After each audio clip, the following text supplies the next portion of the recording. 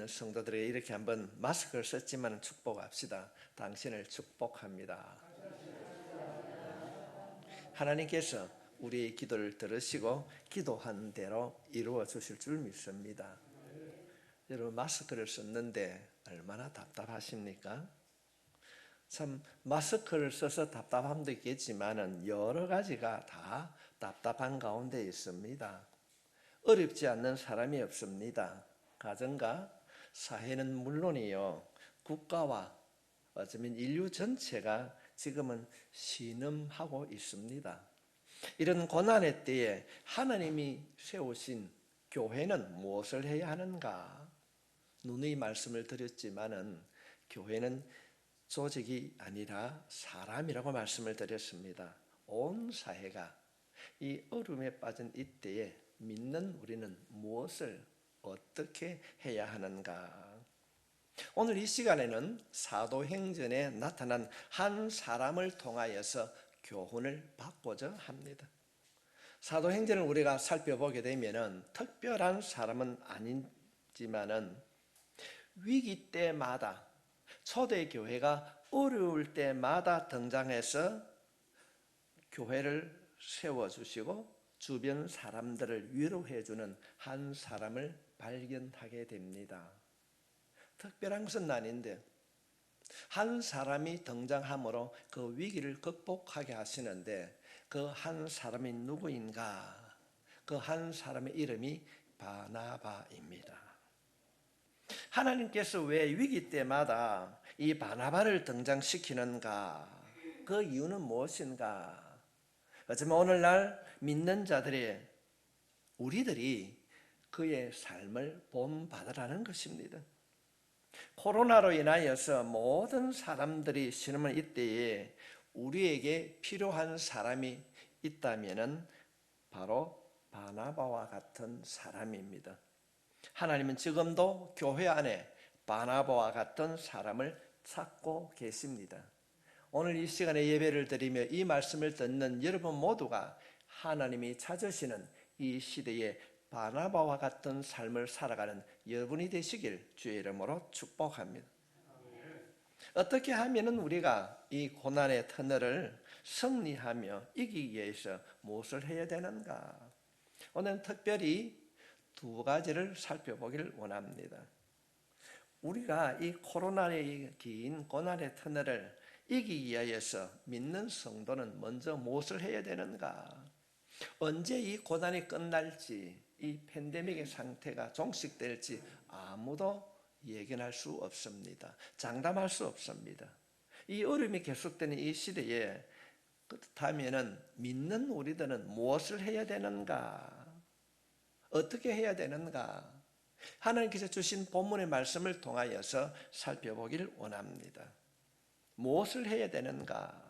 그 첫 번째는 어려운 지체들의 필요를 채워야 됩니다. 어려운 사람을 우리가 돌봐야 된다는 것입니다. 어려운 이웃들의 필요를 내가 채워야 됩니다. 이것이 하나님의 말씀인 것입니다. 우리가 코로나로 인하여서 여러 가지 어려움을 겪지만은 그 가운데 하나가 경제적인 어려움입니다. 우리는 이 어려운 현실을 당하고 있습니다. 물론 어떤 사람은 이 상황에도 별로 어려움이 없이 지내는 분들도 있습니다. 그러나 대부분의 사람들은 수익이 줄어들어서 경제적인 고통을 당하고 있습니다. 불투명한 미래로 인하여서 힘들어하고 있습니다. 어쩌면 좀 더 우리가 가까이 생각하게 되면 생활비가 없어서 고통을 당하는 자들이 있습니다. 이런 때에, 이 아픔의 때에 믿는 우리들은, 교회는 무엇을 해야 하는가? 하나님께서는 초대교회 성도들과 바나바의 삶을 통하여서 이 코로나 때에, 이 팬데믹 상태에서 경제적으로 어려움을 당하는 사람을 위해 우리가 무엇을 해야 되는가를 직접적으로 분명하게 가르쳐주고 있습니다. 사도행전에 기록되어 있는 이 말씀 우리가 살펴보게 되면 4장 36절로 37절에 있는 오늘 본문에 있는 말씀입니다. 구브로에서 난 레이족 사람이 있으니 이름은 요셉이라. 사도들이 일컬어 바나바라, 번역하면 위로의 아들이라 하니 그가 밭이 있음에 팔아 그 값을 가지고 사도들 발 앞에 두니라. 그 본래 이름은 요셉이었습니다.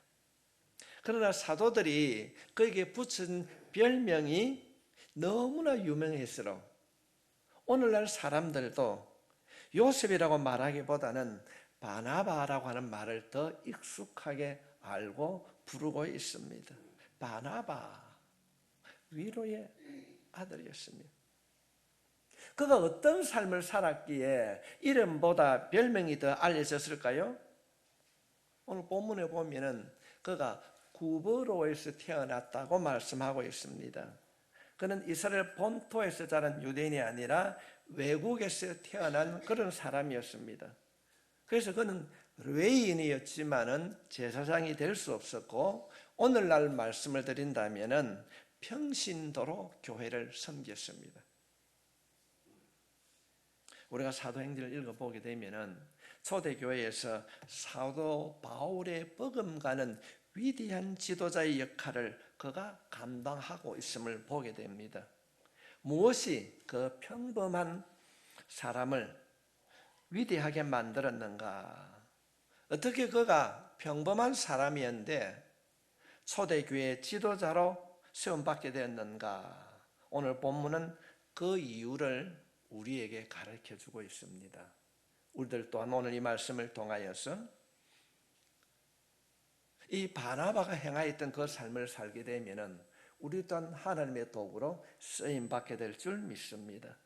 오늘 본문은 그 이유를, 그가 평신도였지만은 초대교회의 지도자로 세움받게 된 이유를 우리에게 가르치고 있습니다. 초대교회는 바로 예루살렘 교회를 말하고 있습니다. 대부분의 사람들이 당시에 로마의 압제 속에 살아왔기 때문에 경제적으로 굉장히 어려운 삶을 살았습니다. 우리가 일본에 36년 동안 압제를 받고 살았을 때에 우리가 그런 생각을 하게 되면 금방 이해를 할 수가 있을 것입니다. 우리들은 일본의 압제를 당할 때에 말을 잃어버렸습니다. 재산을 소유할 수가 없었습니다. 모든 것들을 우리의 선조들은 수탈당했습니다. 심지어는 대동아 전쟁이 일어날 때에는 우리들이 먹어야 했던 숟갈, 수저도 다 공출당했습니다. 지금 이스라엘 백성들은 그 로마의 통치로 인하여서 토지를 빼앗겼고 하루하루 노동을 통하여서 먹고 살아가는 사람들이 많았습니다. 그들이 힘들고 어려울 때에 복음이 선포될 때에 그들은 그 복음을 듣고 많은 사람이 교회로 모여들었습니다. 어려움에 처한 사람들이 경제적으로 어려울 때 다 교회로 모여들었는데 얼마나 많았겠습니까? 바나바는 그 많은 사람들이 모인 그 가운데에 어려움을 보았습니다. 그들의 필요를 보았습니다. 그는 그가 소유하고 있는 밭을 팔아 전부를 교회 앞에 내어놓았습니다. 어쩌면 성경에 소개하고 있는 아나니아와 삽비라처럼 자신의 이름을 나타내고자 하는 것이 아니라 어려운 지체들을 돕기 위하여서 자신의 밭을 팔아 전부를 교회 앞에 내어놓았습니다. 혹시 성도 여러분, 어려울 때에, 정말로 어려울 때에 누군가로부터 도움을 받아본 적이 있습니까? 크게 그가 물질적으로 도움을 주지는 못하였지만은 그들에게 희망을 주었습니다. 그것이 바나바가 한 행동입니다. 그때 당시 우리가 교회소를 살펴봤을 때에 초대교회 예루살렘 교회에는 약 2만 명 정도 모였습니다. 2만 명이 모이는 그 교회에 그가 밭을 팔아가 돈을 내어놓은다는 그게 얼마나 많은 액수가 되겠습니까? 돈에 많고 적음이 아니라, 금액에 많고 적음이 아니라 그 행위가 어려움에 처한 많은 사람들의 마음을 격려하고 위로해 주었습니다. 이것이 우리가 이 팬데믹으로 인하여서 어려운 이때에 교회가 행해야 할 일들인 것입니다. 코로나의 어려운 골짜기를 지난 이때에 믿는 우리가 해야 할 일입니다. 우리가 꼭 실천해야 합니다. 그리스도의 몸인 지체인 우리가 언제나 다른 지체들의 어려운 형편을 살펴야 합니다. 왜냐하면 주님의 몸된 교회, 우리는 주님의 몸된 지체로서 한 몸이기 때문에 그렇습니다. 성도 여러분, 세상에는 많은 사람이 살아가는 것 같지만은 두 부류의 사람이 살고 있습니다. 한 부류의 사람은 늘 자기만 생각합니다. 자기 중심적인 것입니다. 음식을 먹어도 자기가 먼저 먹어야 돼요. 자기가 좋은 부위를 먹어야 합니다. 무엇을 하든지 자기가 먼저 해야 되고 모든 것이 자기 중심적인 것입니다. 이렇게 모든 것이 자기 중심적으로 신앙생활하는 사람을 성경은 간단하게 설명하고 있습니다. 육신적인 그리스도인, 육적인 그리스도인이라고 말하고 있습니다. 구원을 받았지만은, 교회를 다니지만은, 예수를 믿는다고 말하지만은 그 삶이 성령을 따르지 아니하고 오직 육신을 따라가는 삶인 것입니다. 타락한 본성을 따라 자신 안에 있는 그 욕심을 따라 살아가는 삶을 말하는 것입니다. 이 육적인 그리스도인의 특징이 바로 자기 중심적인 신앙생활을 하는 것입니다. 그러나 반대로 성령을 따라 사는 사람은 그렇지 않습니다. 성령을 따라 사는 사람은 늘 상대방을 살펴봅니다. 다른 사람을 살핍니다. 자신에게 부족함이 없어서 다른 사람을 살피는 것이 아니라 자신에게 부족함이 있습니다. 그러나 넉넉하지 않지만은 내가 할 수 있는 그 어려움 속에서도 자신의 삶이 아닌 또 다른 삶의 지체를 살필 수 있는 한도 내에서 그들을 살펴주고 그들을 섬겨준다는 것입니다. 이것이 바로 이 어려움의 때에 우리 교회가, 믿는 우리가 실천해야 될 일인 것입니다. 교회에서 아무리 충성하고 어떤 직책을 받았다 할지라도, 아니 성경을 많이 알아도 남을 살피지 아니하고 자신만을 생각하고 자기 중심적으로 살아간다면 육신적인 신앙의 길을 걷고 있는 것입니다. 사랑하는 성도 여러분, 왜 하나님께서 사도행전에 이 바나바의 사건을, 이 바나바의 개인적인 일들을 여러 번에 걸쳐서 기록해 두었을까요? 바나바의 이름을 높이기 위해서가 아닙니다. 하나님께서는 바나바의 삶을 통하여서 오늘 믿는 우리가 걸어가야 할 그 신앙의 길을 보여주고 있는 것입니다. 우리 모두가 바나바가 걸어갔던 그 길을 걸어갈 수 있기를 바랍니다. 지금 하나님께서는 오늘 본문 있는 말씀을 통하여서 바나바를 통하여서 이것이 교회의 바른 모습이라고 가르치고 있는 것입니다. 우리가 실천해야 되는 것입니다. 구원받은 자의 마땅한 삶의 태도라는 것입니다. 하나님께서는 바나바의 삶을 우리들에게 보여주시면서 지체를 도우라고 강력하게 말씀하고 있습니다. 그러면서 우리 주님께서는 놀라운 약속을 하고 있습니다. 놀라운 약속입니다. 누가복음 6장 38절에 있는 말씀입니다. 우리 한 목소리로 같이 읽겠습니다. 시작. 주라, 그리하면 너에게 줄 것이니 곧 후이되어 누르고 흔들어 넘치도록 하여 너에게 안겨주리라.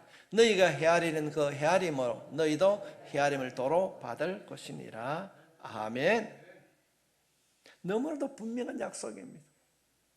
우리가 어려운 지체들을 우리가 도와주게 되면, 힘들고 어려운 그들과 함께 하게 되면 하나님께서 그냥 주시는 것이 아니라 후히 후히 되어 누르고 흔들어 넘치도록 하여 내게 안겨주리라.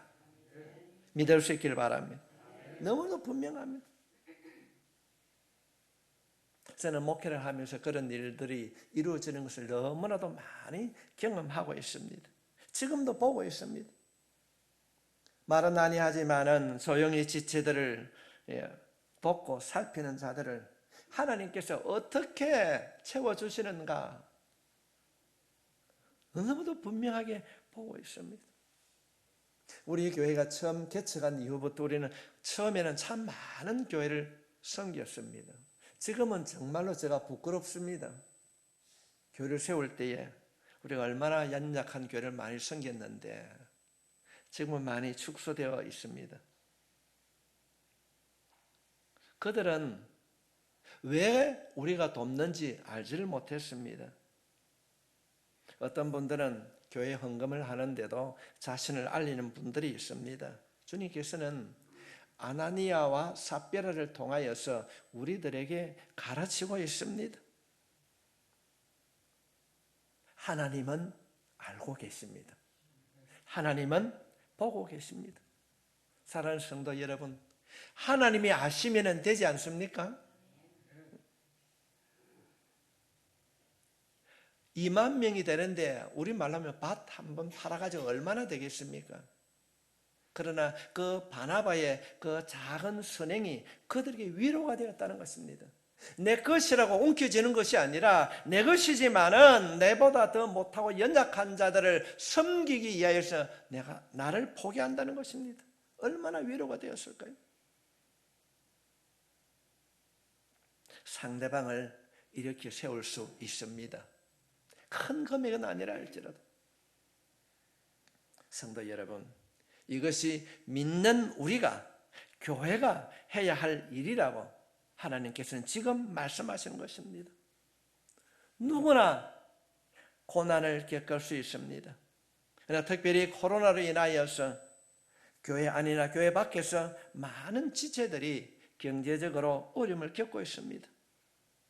우리는 어떻게 해야 됩니까? 그들을 도와야 됩니다. 도와야 됩니다. 혹시 하나님께서 여러분의 생활 속에서 영안을 열어서 여러분의 주위에 어려움을 겪는 자들을 보게 하셨습니까? 그렇다면 지나치거나 외면하지 마십시오. 모르는 척 마음을 닫지 마십시오. 그에게 다가가 당신이 그의 바나바가 되시길 바랍니다. 이 어려운 시기 코로나를 이기기 위하여서 교회 공동체는 무엇을 해야 되는가? 내 옆에 어려운 지체들을 살피고 돌아봐야 합니다. 이 놀라운 일들이, 이 보살핌의 일들이 우리 교회 안에 일어나기를 주님의 이름으로 부탁합니다. 많은 분은 아니지만은, 많은 금액이 아니라 할지라도, 소수 성도라 할지라도, 적은 금액이라 할지라도 주의 이름으로 우리가 섬기고 보살필 때에 하나님께서 흔들어 채워주실 줄 믿습니다. 이 놀라운 약속이 우리의 생활 속에 경험되어질 수 있길 바랍니다. 두 번째로 바나바를 통하여서 하나님께서 우리에게 주시는 교훈이 무엇인가? 지체를 믿어주고 격려해야 합니다. 우리가 사도행전 28장 전체를 읽어보게 되면 핵심적인 주인공은 바울입니다. 바울은 사도행전에서 자신이 주님을 만난 간증을 3번이나 반복해서 기록하고 있습니다. 우리가 성경을 살펴보게 되면 예수 믿는 사람들을 가장 핍박하는데 앞장섰던 사람이 사울이었습니다. 어느 날 이 사울이 그날도 믿는 자들을 잡아 옥에 가두려고 도망가 있는 사람들이 다메섹에 많이 있다는 걸 들었습니다. 그래서 군사들을 데리고 체포소를 데리고 다메섹에 있는 예수 믿는 사람을 잡으러 갔습니다. 그때 가는 도중에 성경 말씀에 보면 정오 때에 빛이 가장 밝은 때에 햇빛하고는 비교할 수 없는 강한 빛이 갑자기 하늘에서 사울에게 비춰지게 되었습니다. 그 밝은 빛으로 인하여서 사울이 실명을 하고 타고 가던 말에서 떨어집니다. 그가 떨어졌을 때에 하늘에서 음성이 들렸습니다. 사울아, 사울아, 왜 네가 나를 핍박하느냐? 우리가 사도행전을 읽어보게 되면은 천둥 같은 소리를 사람들은 들었습니다. 그런데 천둥 같은 소리로 들었지만은 이 사울은 하나님의 음성을 분명하게 들었습니다. 사울아, 사울아, 주여 니시옵니까? 너무나 놀랐습니다. 이때 주님이 말씀하십니다. 나는 너가 핍박하는 예수라. 그는 믿는 자들을 핍박했는데 예수님께서 친히 너가 나를 핍박했다는 것입니다. 왜입니까? 교회가 바로 주님의 몸이기 때문에 그렇습니다. 우리가 사람을 핍박하고 돌보지 아니하면은 주님을 돌보지 않는다는 것입니다. 그는 그날 그 다메섹에서 주님을 만나고 3년 동안 성령의 인도하심을 따라 다메섹에서 말씀을 성령님과 함께 가르침을 받고 놀라운 변화가 일어났습니다. 그가 그 다메섹에서 사막 가운데서 성령님과 동행함으로 하나님의 음성을 듣고 복음을 전하라. 그러나 3년이 지나서 나와서 이제 복음 전하기를 원합니다. 그러나 나왔을 때 아무도 그를 믿어주지 않습니다. 오히려 교회 지도자들은 그때 당시 지도자였던 서대반 집사가 죽는데 결정적으로 죽게 만든 장본인이 저 사울이다. 아무도 그를 믿어주지 아니했고 전부 다 만나기를 꺼려했습니다. 그는 개인적으로 주님을 인격적으로 만나고 회개하고 돌이키고 구원을 받았는데 복음을 전하는 명령을 하나님으로부터 받았는데도 그 사명을 감당하기 너무나도 어려웠어요. 교회가, 성도들이 그를 받아들이지 않습니다.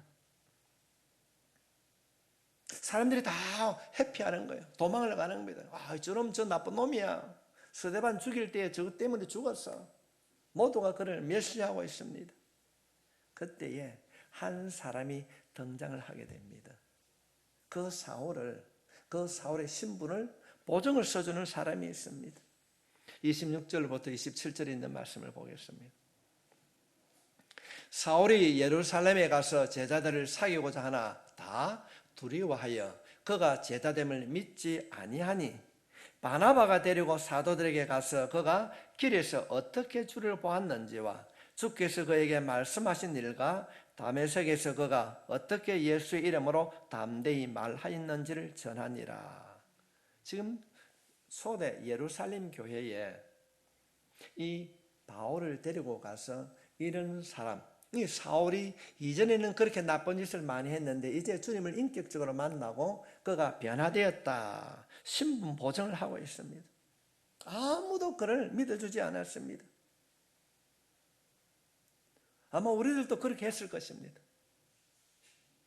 초대교회 지도자였던 스데반을 죽이는데 앞장섰던 그를 믿어주지 않았습니다.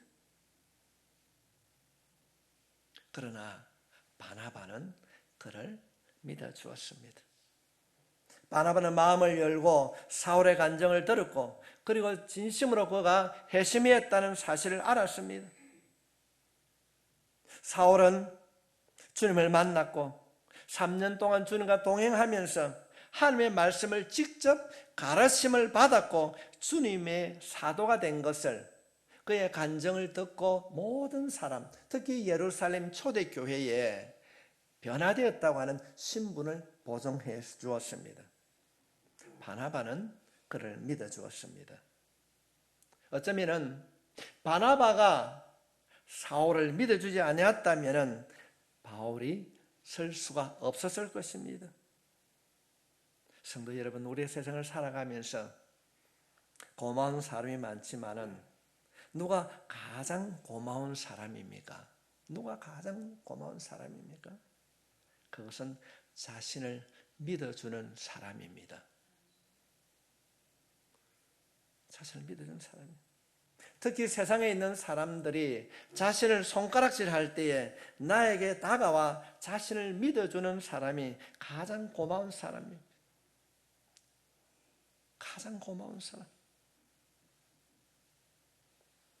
우리들이 자녀들을 교육할 때도 마찬가지입니다. 어떤 부모 밑에서 훌륭한 자녀가 나오는가? 자녀를 사랑하고 믿어주는 부모일까요? 아니면은 늘 의심하고 감시하는 부모일까요? 여러분의 주위를 한번 살펴보십시오. 신기하게도 훌륭한 부모 밑에서 훌륭한 자녀가, 부모를 능가하는 자녀가 나오지 않습니다. 이유는 무엇인가?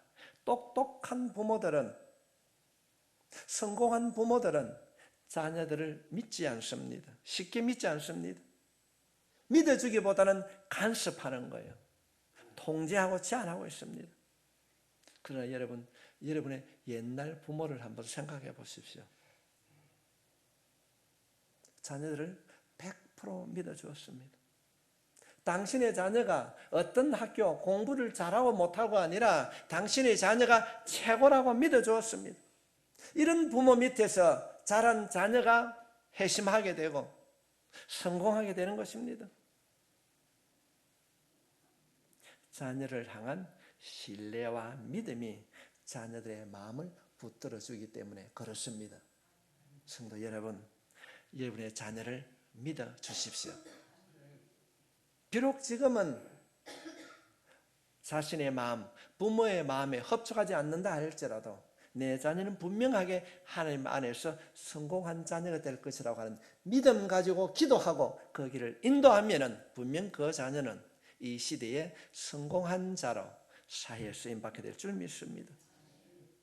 사람을 진정으로 변화시키는 것은 의심과 감시가 아닙니다. 믿음입니다. 우리가 사도행전을 살펴보게 되면 사도행전 15장에 보면은 오늘날로 말하면은 신문에 대문짝만한 기사가 등장하게 됩니다. 기독교 신문에.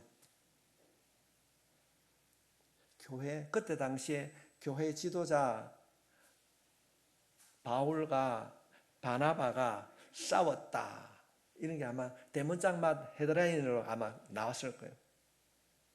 우리가 15장 말씀을 살펴보게 되면 바울과 바나바가 싸웠다는 내용이 기록이 되어 있습니다. 왜 싸웠는가? 이유는 마가라고 하는 한 청년 때문에 그렇습니다. 바나바와 바울과 마가가 함께 1차 선교 여행을 떠났습니다. 그런데 선교 여행을 하는 중에 이 마가라고 하는 청년이 돌아오게 됩니다. 야, 나 힘들고 못하겠다. 포기하고 돌아갔습니다. 이제 1차 선교 여행이 끝나고 난 이후에 이제 바울과 바나바가 2차 선교 여행을 준비하면서 이제 가려고 하는데 바나바가 마가를 데리고 옵니다. 그 마가를 보았을 때에 바울이 어떤 생각을 가집니까? 너는 안 된다. 마가는 안 된다. 근데 바나바는 마가를 데리고 가자. 바울은 데리고 갈 수 없다. 이 마가 때문에 싸우게 됩니다. 다툼이 일어났습니다. 바울이 이야기하게 됩니다. 선교 여행할 때에 불성실했던 이 마가를 데리고 갈 수 없다. 또 선교 여행 중에 어려움이 닥치면은 포기하고 돌아갈 것이다. 그런 생각을 가집니다. 그러나 바나바는 마가를 믿어주었습니다. 마가를 믿어주었습니다. 그가 2차 선교 여행에 성공했기 때문에 우리가 들고 있는 마가복음을 읽을 수 있습니다. 나중에 바울이 로마 감옥에 갇혀 있으면서 옥중서신을 기록할 때에 디모데후서를 기록해 보면은 디모데후서 4장에 보면은 마가를 데리고 오라 그렇게 합니다. 그가 내가 하는 일에 유익한 자라. 나중에는 바울도 알게 됩니다. 성도 여러분, 요즘은 사람을 잘 믿어주지 않습니다. 참 흉악합니다. 참 너무나 마음이 아픕니다.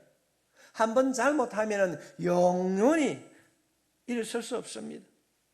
이전에는 세월이 지나면 잊혀지기도 했는데 요즘은 어쩌면 도장처럼 팍 치고 너는 안 돼. 낙인을 찍습니다. 평생 회복할 수 없습니다. 성도 여러분, 사회는 그렇게 한다 할지라도 믿는 사람들의 공동체, 교회는 사람을 믿어줘야 될 줄 믿습니다. 주님은 바나바의 삶을 통하여서 우리들에게 교훈하고 있습니다.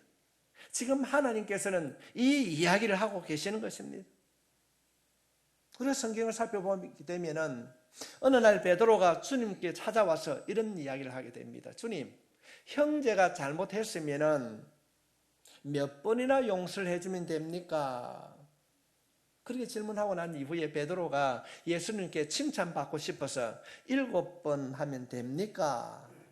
그때 당시에 유대인들의 율법에 보면은 3번은 용서해줘야 된다 그랬는데 7번 용서해주면은 예수님께 칭찬받을 줄 알았습니다. 그래서 예수님, 용서해줘야 됩니까? 해줘야지. 7번 해주면 됩니까? 당시의 사회 통념을 넘어서 7번 해주겠다는 겁니다. 그런데 주님께서 그 말씀을 듣고 70번을 7번 해줘야 된다. 그러니까 490번만 해줘야 되는가? 그런 내용이 아닙니다. 이웃을 용서하라는 겁니다. 사기를 당하는 것이 뻔한데 하라는 그런 말이 아닙니다. 누군가가 잘못을 뉘우치고 진심으로 돌이키고 회개하면은 70번씩 7번이라도 믿어주라는 것입니다. 믿어줄 수 있길 바랍니다. 다시 속더라도 믿어줄 줄 아는 것입니다. 진심으로 뉘우쳤다면 믿어줘야 됩니다. 교회는 어떤 곳인가? 저놈은 나쁜 놈이야. 저놈은 어떤 놈이야. 어떤 사람이야. 여러 가지 말을 판단할 수 있습니다. 주님께서는 바나바를 통하여서 주님이 알려주는 교회 공동체는 어떤 곳인가? 사람을 믿어주는 곳입니다. 사람을 믿어주는 곳입니다. 요즘같이 어려울 때에 우리 교회 안에서 누군가를 믿어주고 세워주는 바나바와 같은 격려의 사람이 여러분 되시길 바랍니다. 이 격려가 필요합니다. 이 시대에 이 격려, 이 믿어주는 일들이 있어야 되는 것입니다. 우리가 성경을 살펴보게 되면 우리가 성령 하는데 여러분 이 성령이라는 말이 헬라어로 파라클레토스 직역하게 되면 서로 돕는 자, 격려하는 자가 바로 성령입니다. 그렇다고 한다면 왜 주님께서 우리에게 성령을 보내주셨습니까? 우리를 도우라고, 우리를 위로하라고 하나님께서 성령을 보내주셨습니다. 우리는 우리 자신을 돌아보게 되면 너무나 허물이 많은 죄인입니다. 예수를 믿고 주님을 고백하고 찬양하면서도 날마다 넘어지고 날마다 죄를 짓고 날마다 실패하고 이것이 반복된 우리 삶이 아닙니까? 이 사실을 알면서도 하나님께서는 우리에게 위로자, 돕는 자, 성령님을 보내주셨습니다. 그래서 우리가 용서받고 그 힘으로 우리가 다시 예배를 드리고 다시 일어서는 것입니다. 이것이 성령님의 역할인 것입니다. 성령님은 하나님은 정죄하지 않습니다. 7번이라도 70번씩 7번이라도 우리가 뉘우치기만 하면은 우리가 주님 앞에 고백하기만 하면은 회개하고 돌이키면은 과거를 묻지 아니하시고 용서해 주시는 그 하나님, 그 하나님의 사랑을 이제는 우리가 실천해야 될 줄 믿습니다. 성도 여러분, 우리 모두에게는 하나님의 격려가 필요합니다. 요즘 사회를 보게 되면은 코로나 바이러스에 물려 모두가 쓰러지기 일보 직전에 있습니다. 특별히 이들 가운데는 연약한 자들이 있습니다. 쓰러져 가는 연약한 자들을 누가 붙잡아 줘야 되겠습니까? 누가 그들의 잘못을 용서하고 믿어줘야 되겠습니까? 우리가 해야 합니다. 내가 해야 합니다. 당신이 해야 됩니다. 기도하면서 여러분의 주위를 한번 살펴보십시오. 혹 누군가가 고난에 물려 실험하고 있지는 않습니까? 그런 분들이 여러분의 눈에 보이거나 듣게 되면 지나치고 외면하지 마십시오. 다가가십시오. 그리고 그들의 필요를 채우십시오. 그들에게 신뢰와 믿음을 보여주고 그들의 아픈 손을 여러분의 손을 통해서 만져주십시오. 이것이 하나님께서 이 땅에 교회를 세우신 교회의 바른 모습입니다. 그들과 함께하고 바나바가 밭을 팔아 그들에게 위로해 주었던 것처럼 우리들이 그런 일을 감당해야 하나님께서 하나님이 주신 목적을 따라 세우는 교회의 일을 감당하는 교회가 될 줄 믿습니다. 성도 한번 상상해 보십시오. 쓰러져 가는 자에게 다가가 격려합니다. 힘들고 어려운 자에게 다는 아니라 할지라도 내가 할 수 있는 것으로 필요를 채워줍니다. 그런데 하나님께서는 그냥 버려두시지 아니하고 도운 자를 그냥 두지 아니하고 흔들어 누르고 또 채워줍니다. 흔들어 누르고 체험받은 그 자가 또다시 또 다른 사람을 누군가를 세워줍니다. 상상해 보십시오. 우리가 모두 하나님 앞에 이 시대에 하나님의 바나바로 수용받을 수 있기를 주님의 이름으로